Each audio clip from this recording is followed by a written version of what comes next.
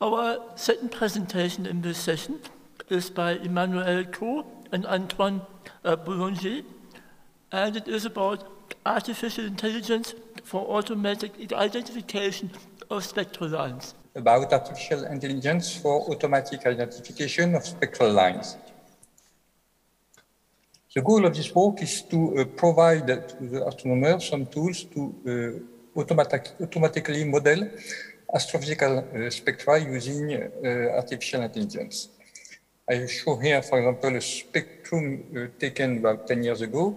This kind of spectrum was made of a few dozen to a few hundreds of lines that could be analyzed with dedicated software like CASIS or XCLASS, which were interfaced with spectroscopic databases, allowing to manually identify the lines, as can be seen here, where each peak can be associated to species, molecule here, present in the spectroscopic database. Thanks to the increase of sensitivity and capabilities of modern instrumentation, nowadays spectra can be made of thousands of lines, and making this manual identification more and more difficult.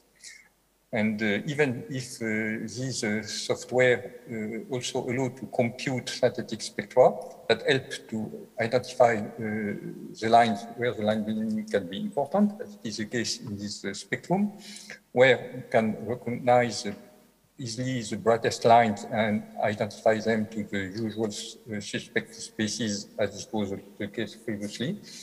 The forest of faint lines, which are mostly coming from complex organic molecules, are much more difficult to be completely labeled. On top of that, data from interferometer, which produce a data cube with thousands of pixels, each of them having spectra made of thousands of channels that can be very different from one pixel to the other, makes this manual identification even more complex and maybe soon impossible. This will be even more true for future next generation of interferometer that will be soon in operation and will have even more capabilities. It is therefore clear that astronomer needs to automatize the line identification, and artificial intelligence can help to fast up this line identification. So we decided to build a convolutional neural network, which is one of the most used deep learning methods to realize classification of images or spectra. We tried two architectures, which are the one-dimension CNN and 2D CNN, that are almost the same. Indeed, both of them use the same hyperparameters, which are convolutional and fully connected layers, pooling layers. And the only difference is that the 1D CNN take vectorized input, whereas the 2D CNN take, as you can see in this example, input which are matrix. The idea is to feed the neural network with spectra made up of molecules and to train him to predict the presence or absence of these molecules. To achieve the classification task, we had to generate datasets, since there are not enough fully labeled spectra at each frequency range that astronomers would like to study. To do so, we decided to select only 10 to 15 species per dataset to make our prediction zone. Furthermore, we decided to select molecules that have a similar number of visible lines in the frequency range studied. That's because the convolutional and pooling operations tends to match the information of neighboring channels. And so if a species does only have 2 or 3 lines in the frequency range and other species have hundreds one, it could affect the prediction of the first molecule.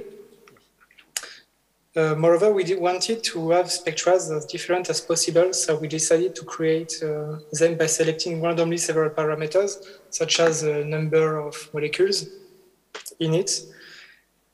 And we decided to select also randomly several physical parameters, such as the temperature, the Coulomb density, the velocity local standard of rest, and the fall width at half maximum. And this parameter just affects the intensity and the position of the lines. To perform the classification task, we decided to experiment mono-label and multi-label classification to compare them and to benefit from the advantages.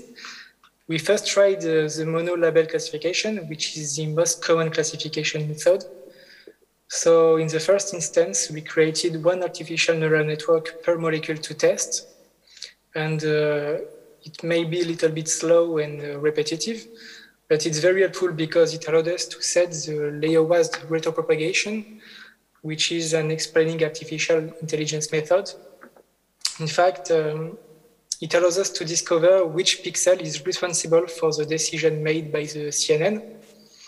And without going into too much details, the RRP method just propagates the relevance that is contained in the upper layers to the lower ones. And it works just like the Kirchhoff law. So the information, the relevance present in a layer is equal to the relevance present in the upper and lower ones.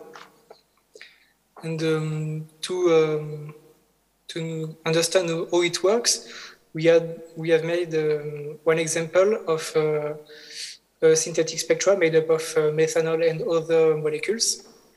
We displayed in orange the visible lines of only the methanol molecule.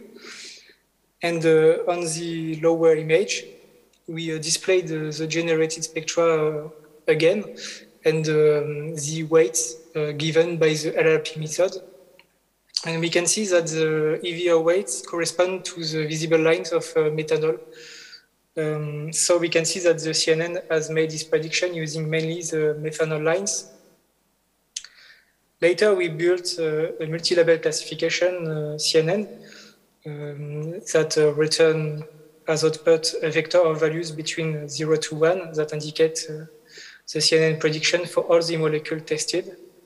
And it permits to only train a unique artificial neural network, which is way more faster.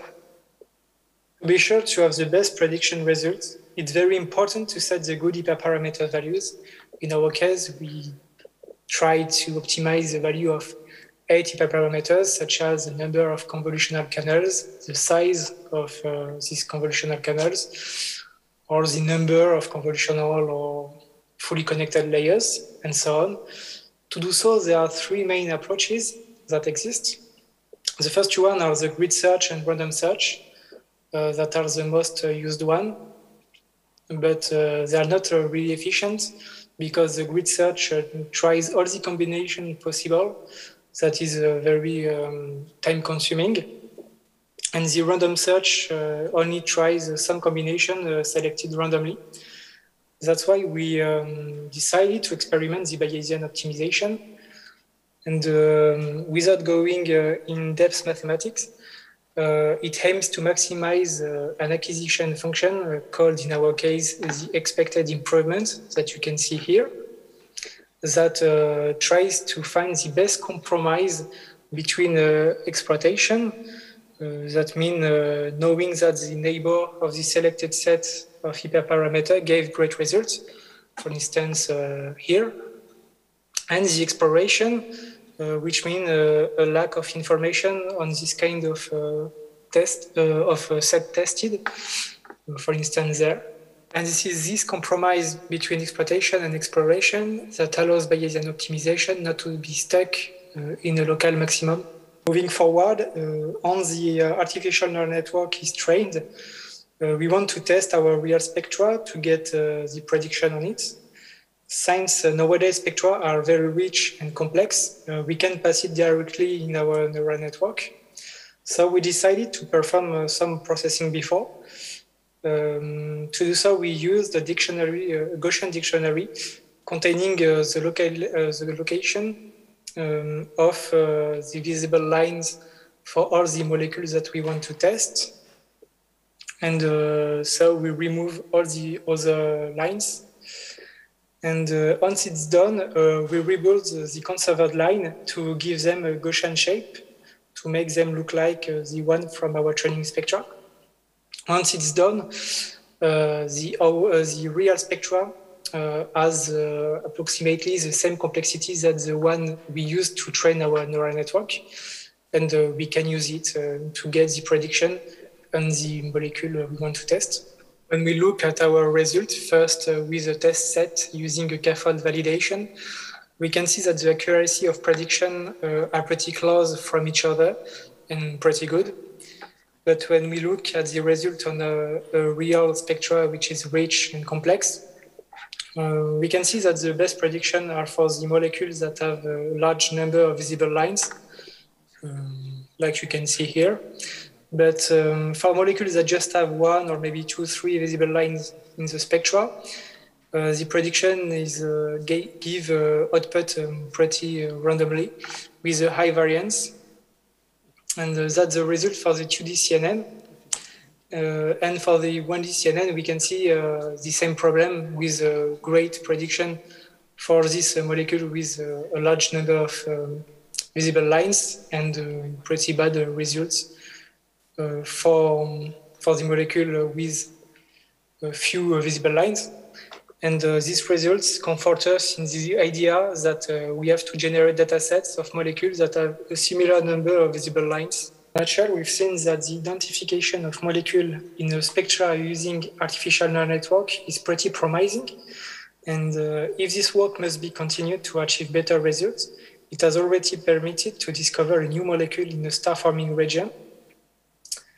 This work will be pursued, and there are a lot of things to try, such as using other artificial intelligence methods, like other artificial neural network architecture or machine learning algorithm, to compare them with our existing solution.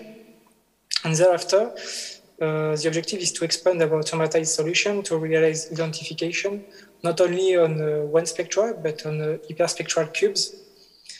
And to achieve this goal, several approaches could be considered, such as spatial reasoning, spectral mixing, and other deep learning methods. We could consider the U-Net networks that give really great results on semantic segmentation of regions of interest.